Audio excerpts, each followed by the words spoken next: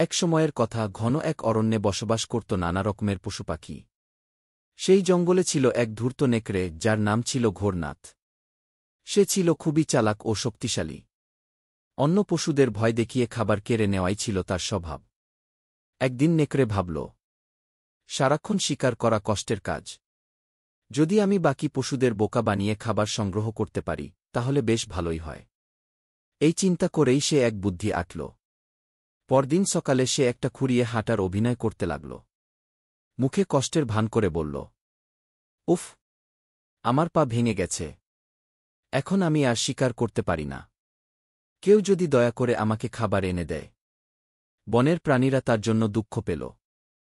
কেউ কেউ তাকে খাবার দিতে শুরু করল। শুধু এক প্রাণী তার ধোকায় পড়ল না, সেটি ছিল বুদ্ধিমান শেয়াল ছটকু। সে বুঝতে পারল যে নেকড়ে চালাকি করছে। ছটকু বলল, আচ্ছা ঘোরনাথ ভাই, তোমার যদি সত্যিই পা ভেঙে যায়, তাহলে তুমি রাতে গুহার সামনে এত ভালো করে কিভাবে দৌড়াতে পার?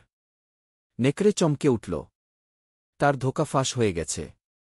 সঙ্গে সঙ্গে অন্য প্রাণীরা রেগে গিয়ে বলল, ওহ, তুমি আমাদের বোকা বানাচ্ছিলে। এবার তোমাকে শাস্তি দিতেই হবে।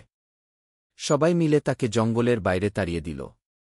গল্পের শিক্ষা: ধূর্ততা দিয়ে সাময়িক লাভ হলেও সত্য একদিন প্রকাশ পায়। আর বুদ্ধিমানের চোখ এড়ানো সহজ নয়।